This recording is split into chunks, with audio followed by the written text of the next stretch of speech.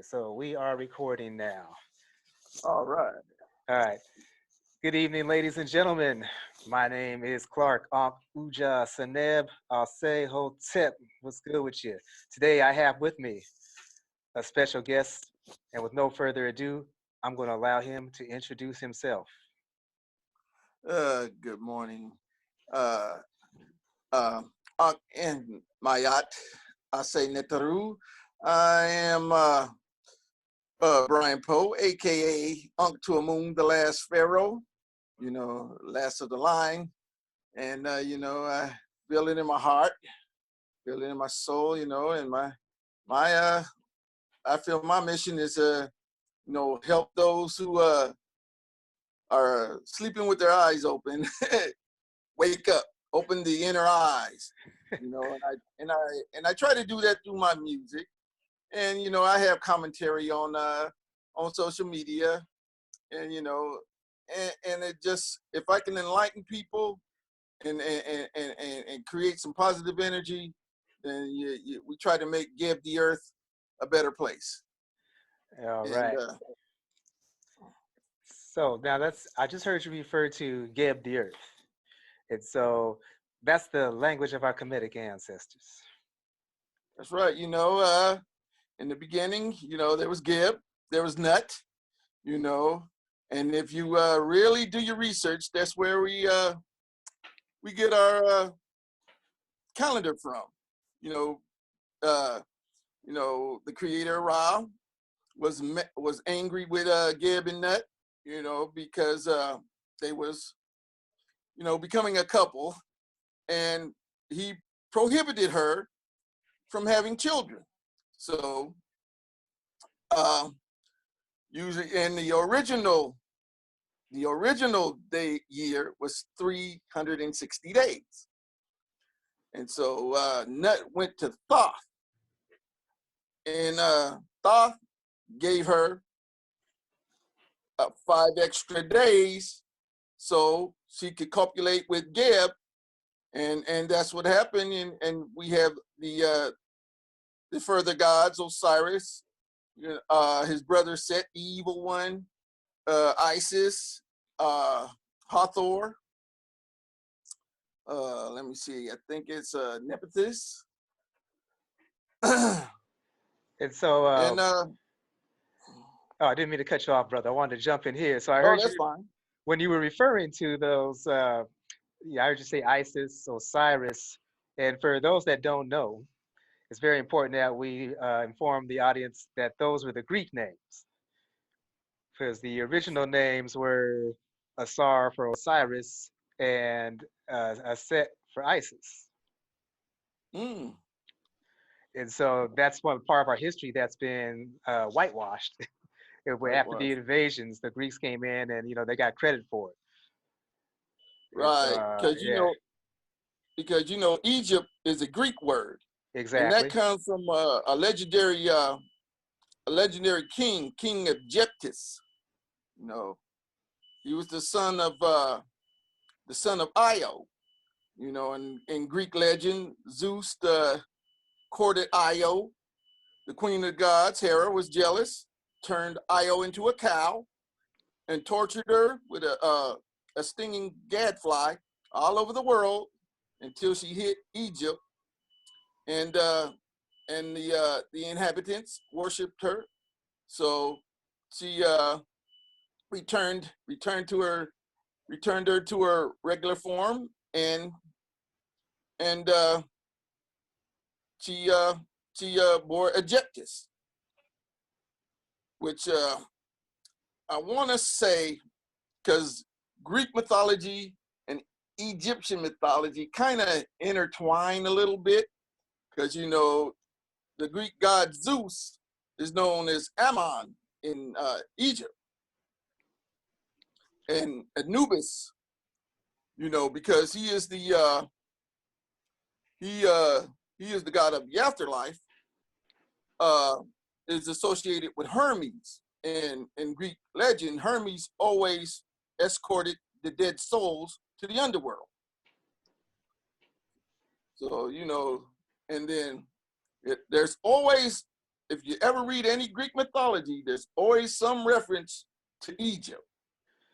Well, that's evident. If you ever read the book Stolen Legacy, Greek philosophy is Egyptian philosophy, or Greek mythology is Egyptian mythology. Right, Yes, they talk about that very thing. And that you can actually give the Greeks credit because when they first came over and learned, they actually said that they learned from the Africans. But then, when yeah, they, go ahead. because around that time, uh, Africa had had a few names. We of course we know Kemet. It was also called Carthage, and it was also called Phoenicia. Hmm. And see, and the Greeks got their lettering from the Phoenician. Hence, you know, the words phonetics, phonic. Um, but in their language, we got alpha beta. That's where the word alphabet comes from. Right. And that that transpired, throughout the ages, because you can see some of the letters, like A, but they go alpha, beta, gamma, delta, and so forth. The original Greek alphabet, So but now the let's original alphabet itself is Phoenician. right. So now from that, I want to piggyback to let's go back further when you had the Meganetter, or what the Europeans referred to as the hieroglyphics, as named by the Greeks, and the issue with the translation, because the what people don't understand about the Meganetter or hieroglyphics, for those that can't say Meganetter, that these symbols mean so many different things. They're Right, determinants. They could represent a group of people. They could mean whole phrases, or it could just mean just some profound thought. And the language right, can also be read left to right, right to left, bottom to top, and top to bottom. It just depends on which way the characters are facing. right.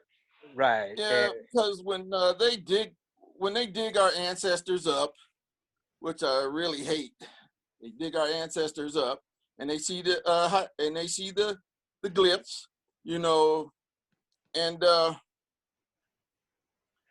it some of it was a code, a secret code, and some of it told the story of the life of the being that had lived, in a tomb, or they tell the stories of the pharaohs. All of that are, especially in their tombs, were they usually wrote the Book of the Dead in their in their in their in their in the tomb, to grant their souls passage to the afterlife.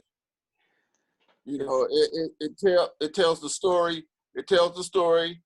How the soul has to face Anubis. Anubis balances their heart with the feather Mayat. If the heart is heavier than the feather, then you know what happens after that. Nothing good. yes, you just don't make it to the promised land. The wretched soul, as I like to say, and I've said it in my post, the wretched soul is fed to Amat, a half lion, half crocodile, hellhound, and that's the fate of the damned. Exactly. So, I hear you mention these, what they want to call, the Europeans want to call deities or gods. You mentioned Anubis, and do oftentimes I find that people really think that though there was like a man running around with a dog head, and they don't understand the the mythology behind it and how the African cosmology relates to it. Because the ancestors, they looked to the sky and they understood the sky and the constellations and all that, and that's where all that comes from.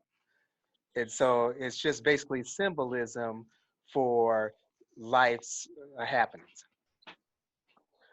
I like to say, all those ages ago, all those millennium ago, that we were close to the gods. All the technology, they still don't know who built the pyramids. they Damn. can they can get all kind of theories, but they still don't know, because all the stones of the pyramids are actually mathematically correct. Every piece. And the cool part about the pyramids, I was just watching. I mean, pyramids have always fascinated me, but lately I've just really been getting into it. And they were talking about just that, the technology it took to build it. And even with today's technology, they still can't figure out how the hell that these Africans built it. And they don't want to say that the Africans built it. They want to say that there was some sort of ancient aliens that came down here and helped them. And the fact that these stones, these huge stones, there was 5 of them that weigh over, was it 20 tons?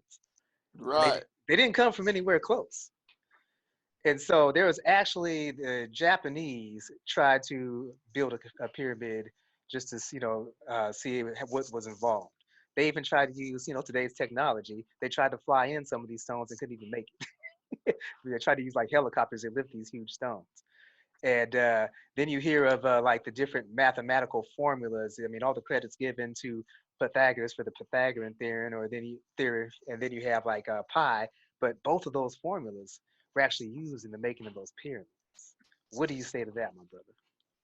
Well, that goes back to Lord Thoth. He invented mathematics, geometry, medicine. So anything you can connect to, you can connect to Thoth. He was the god of wisdom. So he invented medicine. He was the Lord of scribes. He invented language. Mm-hmm. Tell them. So a lot of that you can attribute that. And see, going back to the aliens, I believe, like I said, many millennia ago, the gods walked the earth. But I feel through the iniquities of man, they separated men from the gods. Like I believe, at one time, we were all one continent. Oh yeah, that's pretty evident because it looks like a jigsaw puzzle broken apart if you look at the world map. Yeah, I mean, I look at it at the Great Fall, Adam Kim, better known to the world as Atlantis, and how they take a lot of stuff and they turn it into stories and legends. But see, now things are coming up that, hey, Atlantis might actually have existed. I always look at it like this. Look at the Sahara Desert. That's the biggest desert in the world. What was it before it became a desert? Yeah. All these, because, the pyramids didn't exactly always weren't in Egypt. You go to South America, Central America. You go to Southeast Asia, India. Hell, you can go to the Mississippi River. They got pyramids. Yeah, there's a form of pyramid. So to me, we were all one people at one time. And I guess mankind angered the gods once again. And the Bible calls this Babel. I call it the Great Fall. He split the world. The creator Amun-Ra split the world into the 7 continents. He split the world, and everybody just became different after that. So, and I saw something interesting. You're talking about how the continents were split and everything. Um, I made a post yesterday. You probably saw it because I put it in the Kemetic Fortitude website. It had the Hmm. continent of Africa, and it said it's the only one that's not floating. It's connected to the Earth. Yeah, That because so there's like plants here in America that are, some of them are native to Africa. uh-huh. And if you look at the state of Florida and look at Africa, if you put that together, you would get a perfect fit. Huh. I've never looked at that side because I always looked at the like South America, you know, um, Asia and Europe. You know how all those pieces would like just like float back together and stuff. But I have to check out that Florida example you're talking about. Because there's trees here.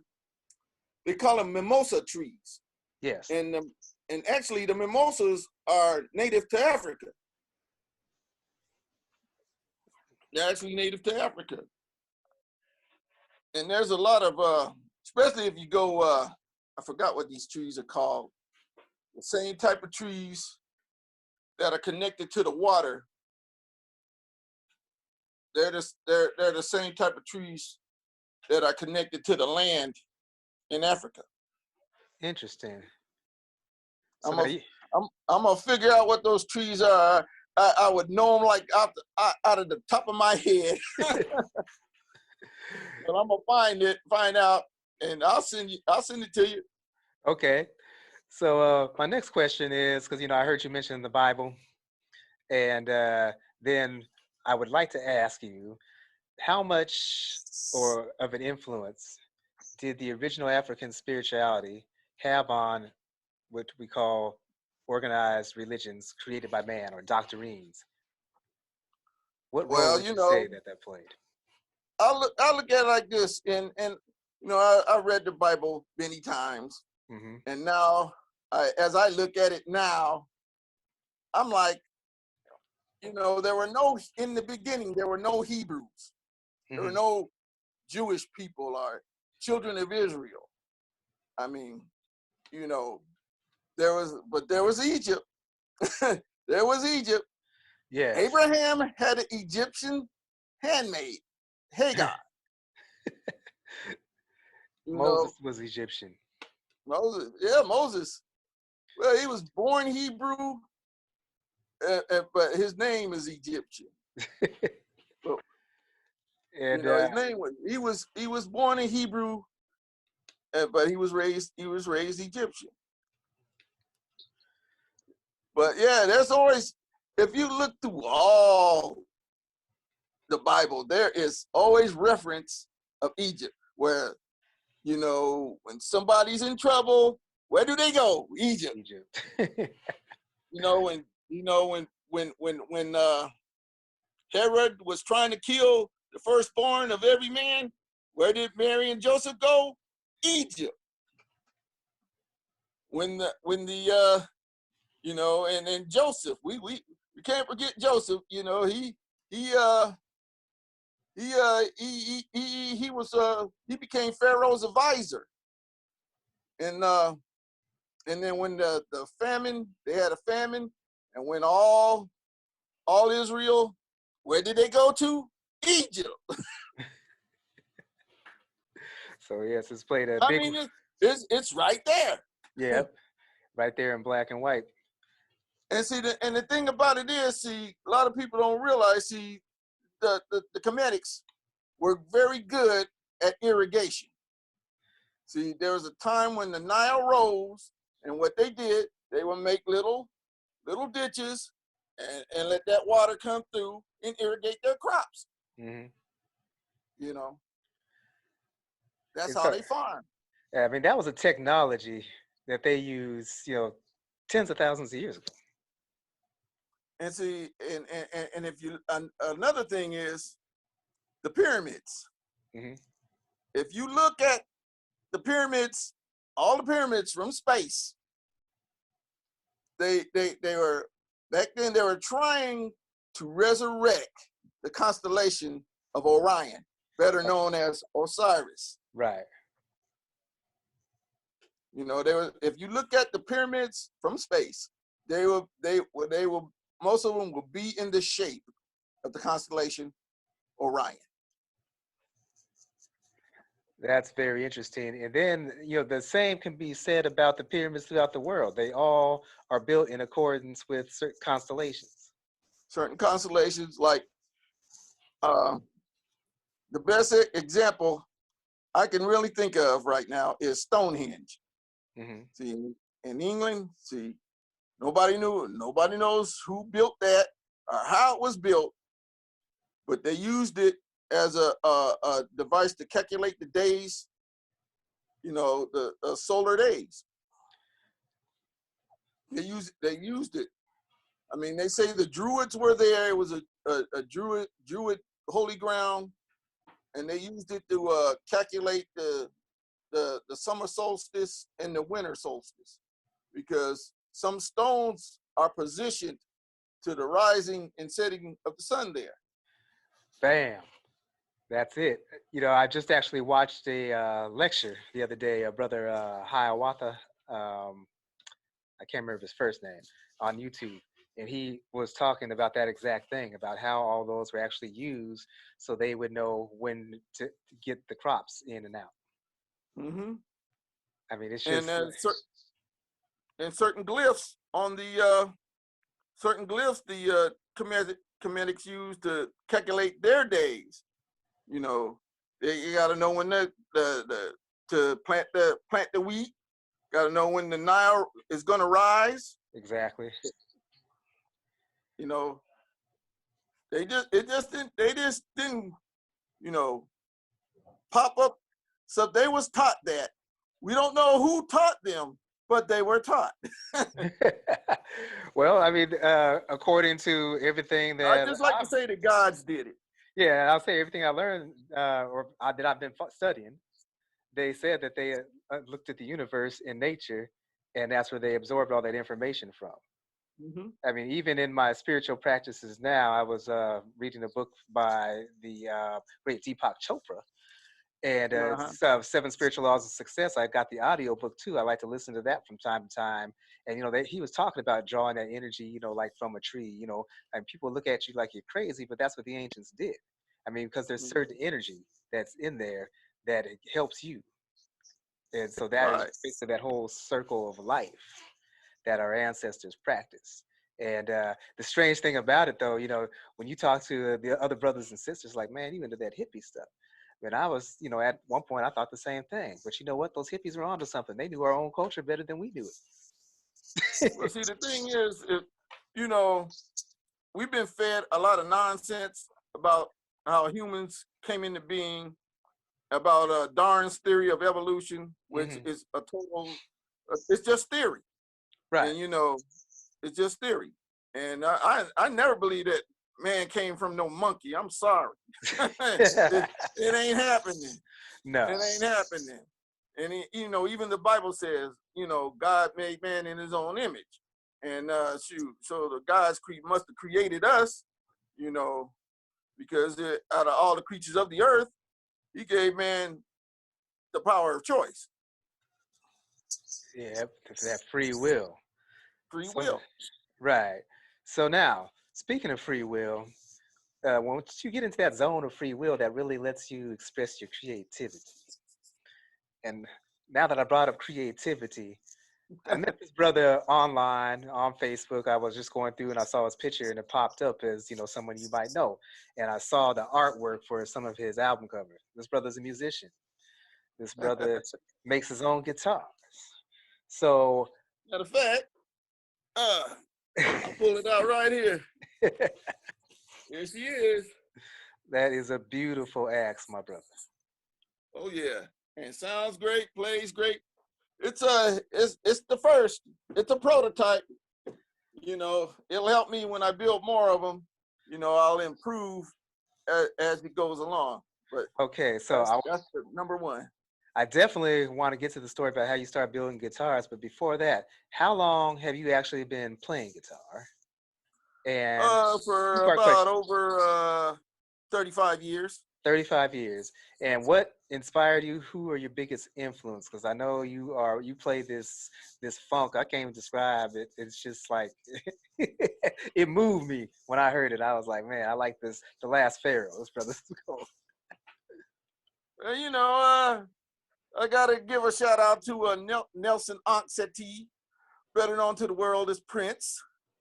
You know, when I heard Prince guitar, you know, man, if he can do it, I can do it. Uh, You know, nods off to Jimi Hendrix. Uh, and I know there's a lot of funk players. You know, they always want to be Hendrix, but you know, I never I never wanted to be like that. But my all time idols, you know, are Ernie Isley, of course. Uh, you know, George Lynch of the metal band Dokken. You know, I used to be like a headbanger, you oh, know, really? because it was very guitar oriented. Right. So you know, Yeah. and and you know, it's just the technical aspect of, you know, how you make the electric guitar sound, Yes. and that's what got me. You know, I said, shoot, I want to play like that. I want to play like Van Halen. I want to play like that. I want to play like Steve Vai. I want to play like that. You know, even though I don't get close to that level, you Uh-huh. know, I still throw my own little. I got my own little what I call chicken grease on it. So now tell me this, if it was that way. Now, did you grow up down there? And you're in Pensacola, right? Yes, born and Okay. bred. All right. So now up here, because when I was in my middle school era, that's when we had like the was like Def Leppard and Oh you know, yeah. Peter Frampton was still jamming Yeah. and people like that. And I would hear the kids because I got bussed out to a school that was predominantly white. I would hear their music and I was like, man, those guitars are like jamming.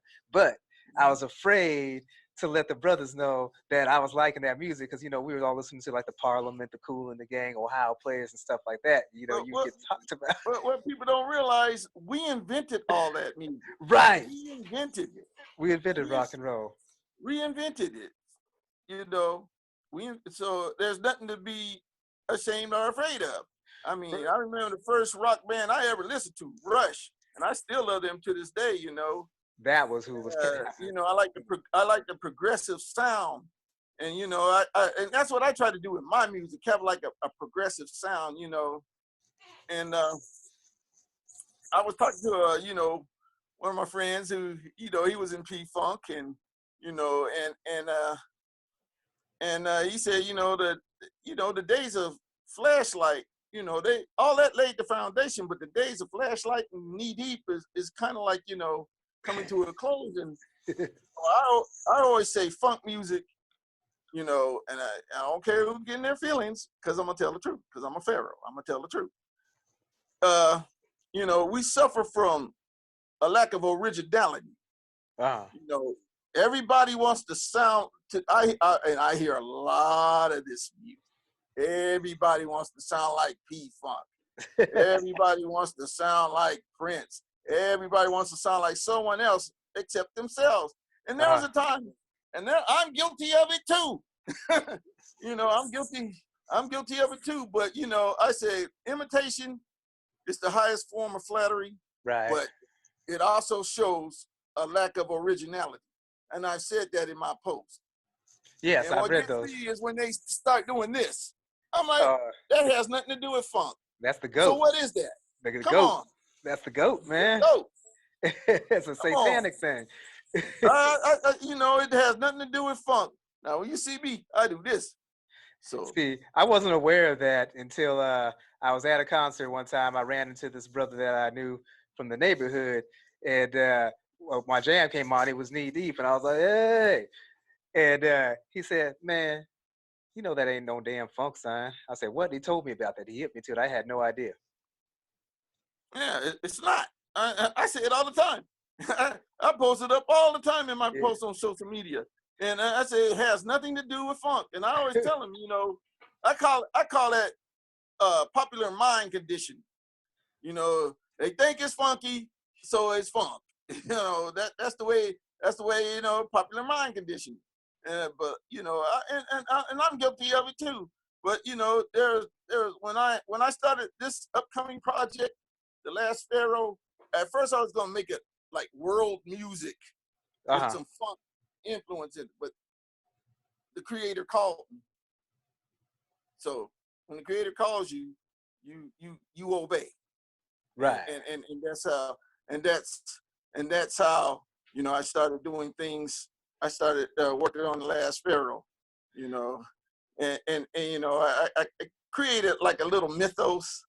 The last of the line of Akhenaten and Nefertiti. Hmm. On the day of his birth, the great god Ra commanded them to give the child to him, for he has the blood of many pharaohs, and he is destined for a special purpose. So they gave him the child, and he sent the child into deep space to be raised by the gods. He's gifted with their power, their immortality. He's the protector of the cosmos and the bringer of the true light and power of funk. And he's the keeper of the funk energy. That's why I always say that the true funk energy, something you connect to, something you turn into sound, something you make positive. You know, it's a positive energy. There's just a lot of negativity going on, and especially with this coronavirus deal going on, it's just a lot of negativity. A Right. lot of violent crime, a lot of perversion, and it creates that negative energy. To me, that feeds the evil one set. You know, that feeds him. So Right. the more you feed him, the more darker this world gets. So I like to feel that my music will enlighten minds and spirits. See the unseen.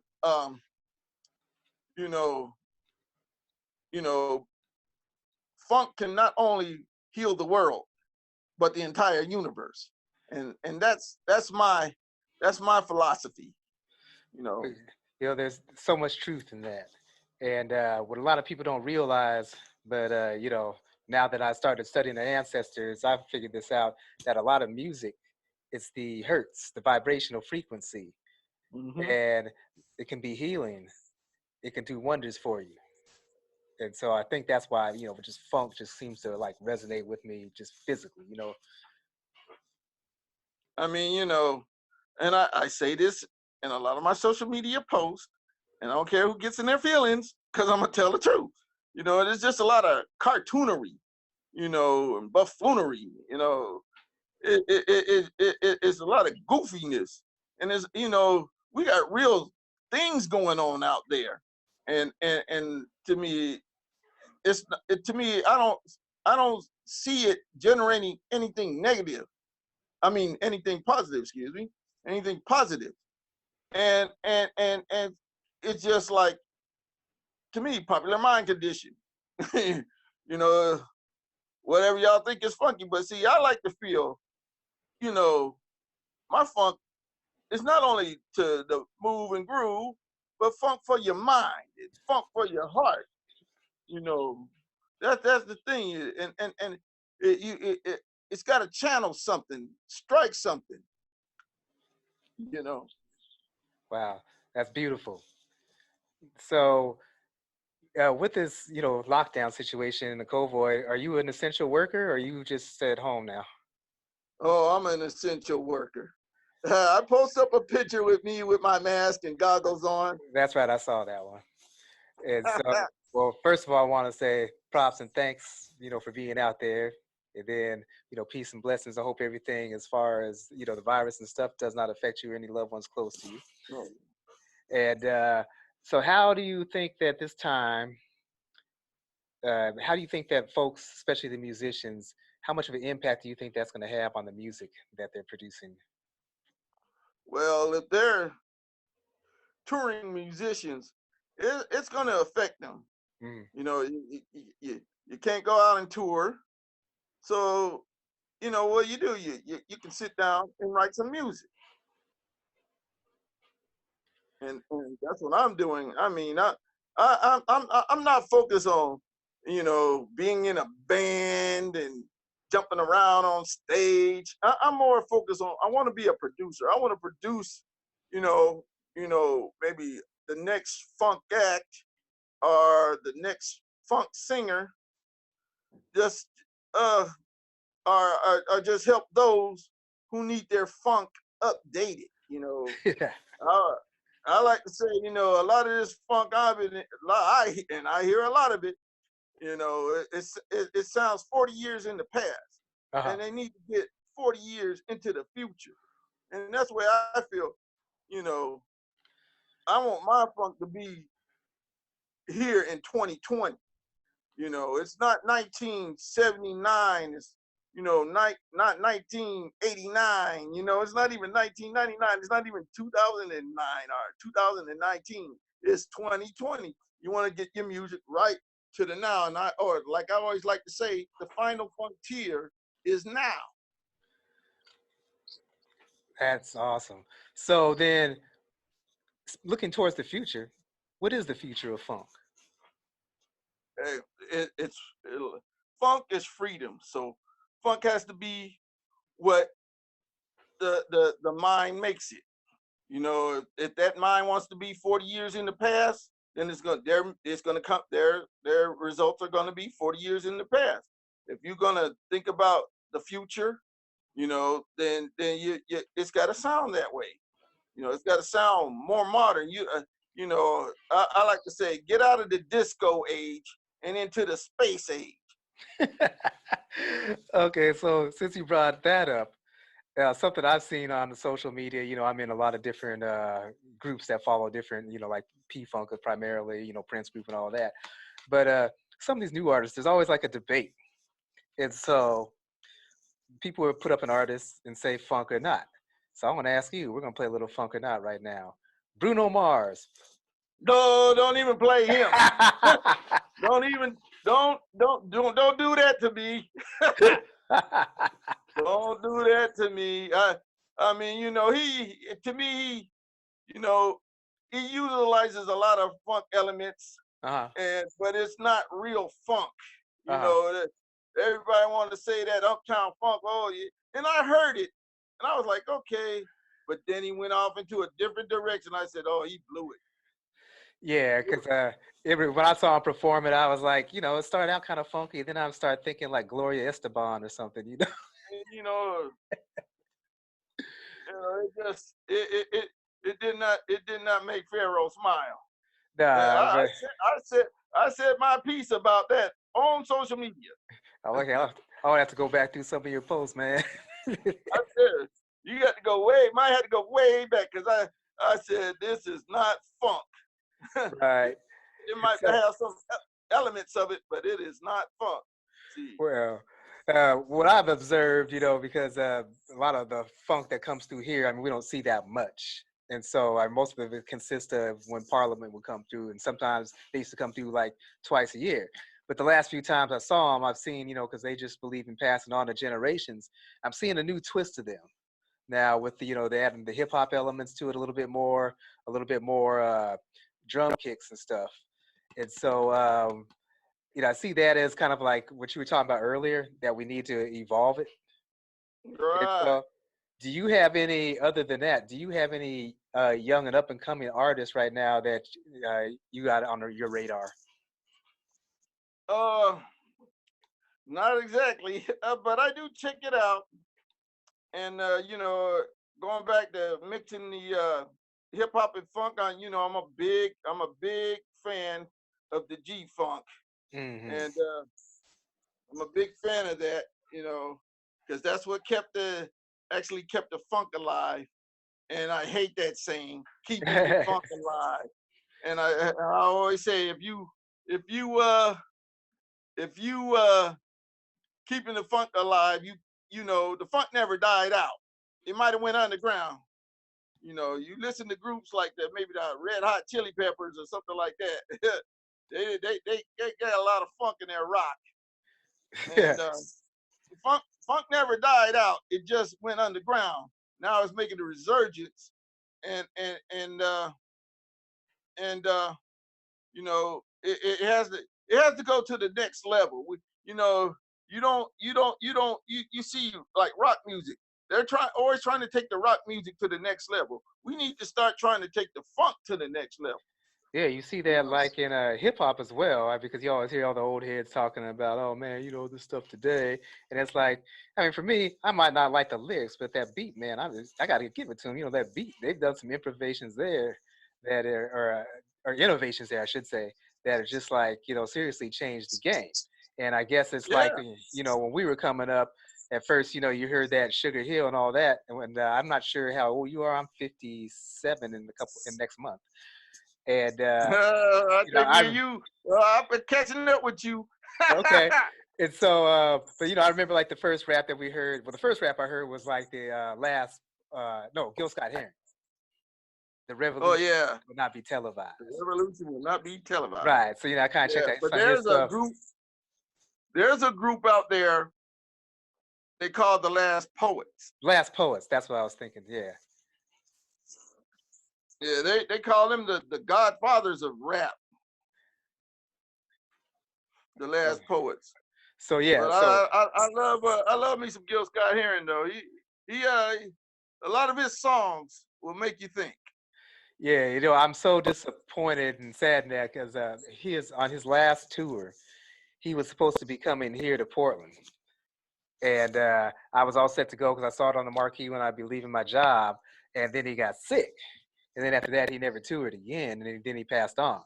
And I just wish I'd had Right. the opportunity to, catch him. Because, I mean, you listen to his music today. I mean, the concepts of the music, I mean, especially when he did it. I think about The Revolution Will Not Be Televised, Whitey's on the Moon. I mean, that one was just, it had some meaning behind it. Yeah, because like I did a song, when I was coming up, and it was inspired by Gil Scott called "Bring Me the Sun."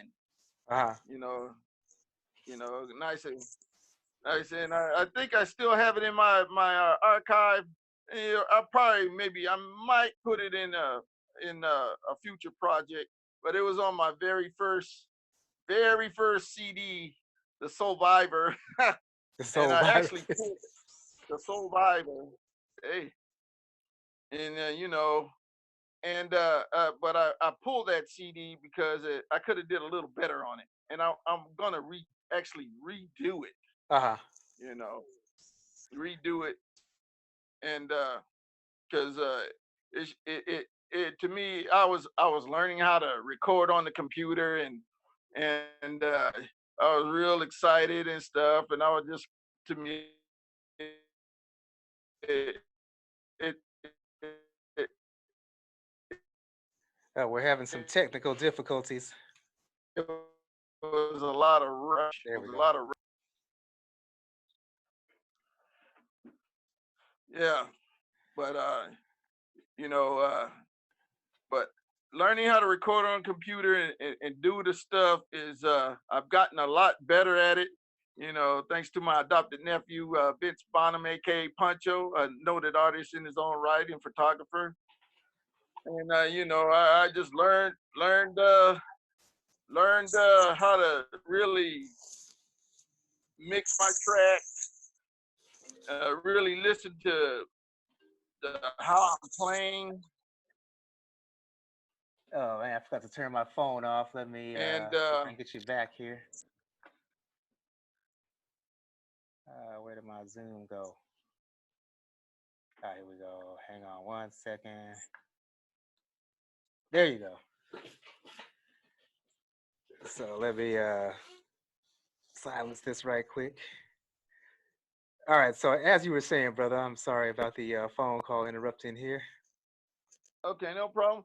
Uh, yeah, going back to my boy Pancho, he's gonna be brutally honest when it comes to music, brutally. And I'd rather him be brutally honest. I'd rather him be brutally honest than have 10,000 people be brutally honest. That way, I have a chance to fix it. But this a man, he's been close to the industry, and he's played behind Erica Badu, Hmm. and and produced some tracks for some industry cats.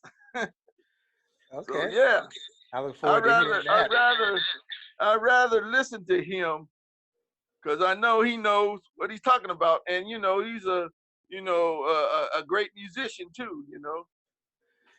He made me step up my game. He definitely made me go back to the woodshed. So you said that he was showing you know how to do some things. Now, what are you using? Using Pro Tools or? I use a program called Personas, but he Okay. uses Pro Tools. He always trying to get me on the Pro Tools. But to me, Pro Tools is a little bit mechanical, and you have to go to school to really properly use it. Yes. And Personas works a little better for me, and my workflow is faster, and I